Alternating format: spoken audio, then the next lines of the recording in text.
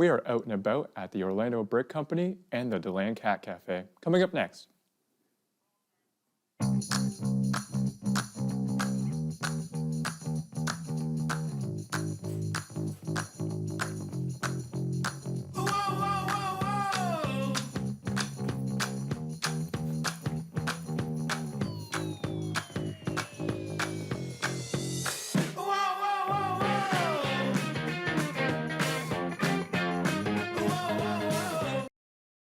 As we do have another guest waiting in the wings to showcase a novel cafe, let's meet Deborah Cedar from the DeLand Cat Cafe. Thank you so much for being on the show. Great to have you. Thank you. Of course. So, I've seen a lot of cat cafes in my life. Tell us about yours. So ours is located in DeLand, and our building is split into two. One side is a coffee shop. It's actually owned and operated by Trilogy Coffee. Okay. It's a full-service restaurant, so you get breakfast, you get lunch, as well as all the really good coffees and teas. Right. And then the other section is where we have adoptable cats. Majority are strays, sometime owner release. And it's great. It's a really wonderful way to adopting them out. Well, it's awesome. And we were able to actually go there and take some footage of this cafe. So why don't we take a look at that and see what they have in store for you to visit. So it looks like here, this is the cat cafe itself. Yeah, that's the inside. That's one of our areas where cats, as you can see, roaming freely. We have no cages, no kennels, no carriers of any type. We try to make it similar to a living room where they learn how to basically live with each other in harmony, not fight over food, and most importantly, socialize with people. A lot of the times they're just scared in general because they've been in the shelter system and kennels, they've been outside. And yeah, that's our kitten area. We have a kitten room. All the kittens are obviously, under a year old.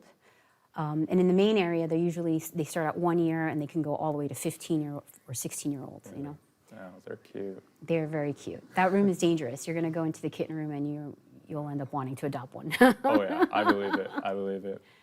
Oh man, it looks like such an exciting thing. I don't know, I love just cat cafes. My girlfriend and I, whenever we go somewhere and they have a cat cafe, Yes. we'll at least talk about going, Yeah. It's always a point. So your cafe, now the ones I'm experienced with, so the way it works in the past is that you'd walk in and there would be a counter and you'd get your coffee and then you could bring it into the room with the cats. Is that the same thing where you bring it in? Yep, you can go to the coffee shop, you can order something to drink, and they will actually deliver it into the area where we have our cats. Okay. Or if you just want to get a bite to eat, you can also do that, not see the cats, or you can just see the cats. We also have an outdoor patio, and it's dog friendly because in DeLand, we have a lot of dog lovers, and they bring their dogs, of course. So yeah.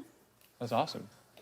Yeah, it looks like a really interesting place to visit. I really want to personally. Yes. Yeah, for sure. So your time kind of getting there, what was it like getting to the point where the stores opened and such? So we opened on Cinco de Mayo. Oh, wow. So we're going to have our 1-year anniversary very soon. I'm really excited about that. We've adopted out approximately 240 cats since then. So Yeah. it's a lot. We work with all the different rescue organizations in Volusia County, and that includes Volusia County Animal Services.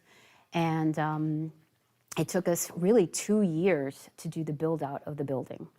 And it's wonderful. We have this partnership with Trilogy Kitchen. They, like I said, organize and run the coffee shop.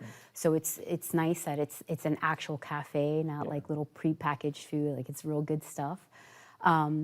And yeah, it's been wonderful. It's been such a great experience. The community has backed us up, and the city, and we have visitors from all over. So it's been wonderful.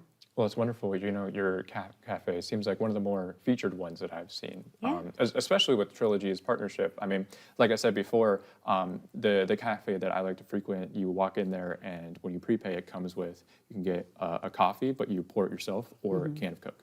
Yeah. And so, having an actual cafe there is really nice. And you've had a pretty good adoption rate so far. That's really good. Now, people, they might have misconceptions about cat cafes. Maybe they don't want to go there for a reason or another. What would you say as like, why should they come? Well, the first thing I'd like to just mention is that the cats aren't just roaming around while you're eating. Everything is completely separate. There's a separate entrance to the coffee shop and a separate entrance to the cat area. Sometimes people come in and they get a little disappointed because they're expecting to just kind of sit down, drink their coffee, and have cats roaming around. And I try to explain to them, I clean cat litter all day. You don't want me to prep food for you. Trust me. This is a good situation. The other thing also is that people sometimes don't understand why they have to pay a fee to come in. That's how we're able to sustain the area, especially for the cats, and feed them and things like that. And also, we keep our adoption rates very, very low, and to incentivize people to adopt. Sometimes people don't really understand, why would you have cats by a cafe? But it increases their chances of being seen by the public. People, unfortunately, don't think, oh, this weekend, let's just go hang out at the local shelter. But they will think about coming to visit the cat cafe.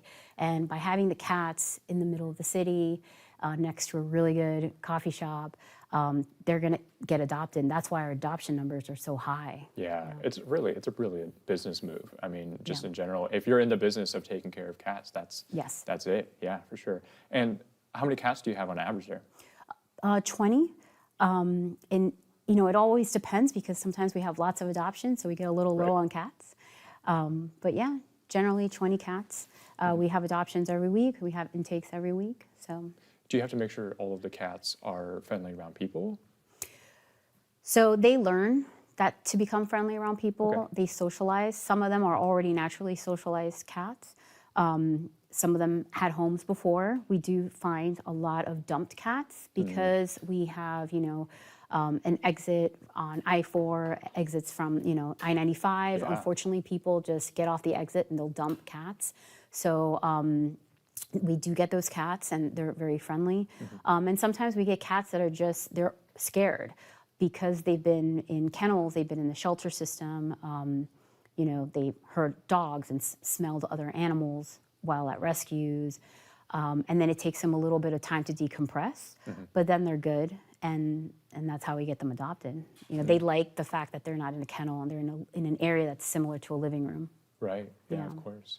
And like I said, you've had a really impressive adoption, right? Now, when somebody is they want to get rid of their cat, would you rather that they just come to your place and drop it off instead of leaving it on the side of the road? Yeah, I mean, there's so many rescues. Here in Daytona, Halifax Humane Society is amazing. It's an amazing facility. They take in all the strays. And then, in DeLand, we have New Hope Animal Shelter. It's a no-kill shelter. And then just Volusia County Animal Services is amazing. They've done 50,000 spay and neuter surgeries in the county. And I'm so happy to partner with all of them. And, so there's choices. There's places for you to take a cat or a dog that you cannot house anymore. Exactly. And then they will get adopted out, What made you want to pursue this life? So I wanted to get involved with just working with animals, and I didn't know how. So the first thing I did was just volunteer with a local rescue group, which I highly recommend for anyone interested in this. And I started fostering animals in my house. I have a bunch of cats. And I had people coming to my house and hang out in my living room, interested in adopting. And then, just volunteering. I was doing something called TNR in my neighborhood. That's trap, neuter, return of the local cats. And then also going to cat cafes. Anytime I travel, I, Google Map cat cafe near me and support and visit. And I thought to myself, I think this would really do well in Volusia County. And here we are. I think you're right. We've been really waiting for one. There was one open in the pavilion in Port Orange. And sadly, that one's not there anymore. So you're there to fill that void. And I think it's a large void. A lot of animal lovers want something like that, of course. So you said it's in collaboration with Trilogy. Yes. And they're a good cafe.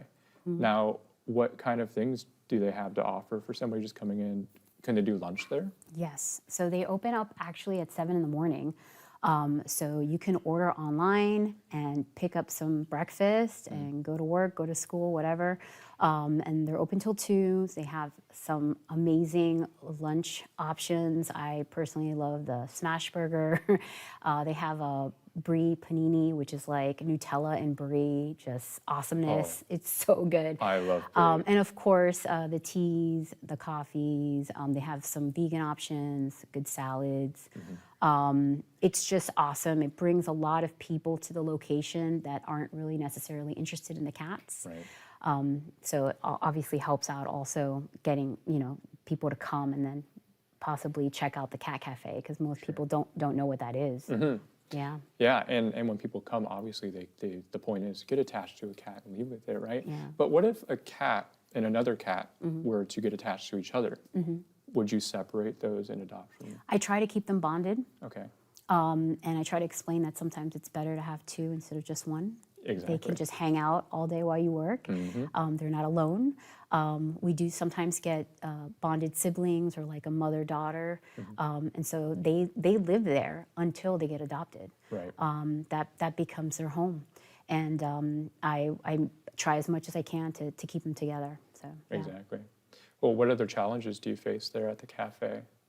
Not having enough kittens. Really? Everybody wants a kitten. Of course. So that's my biggest challenge is, making sure I've got enough kittens for everybody.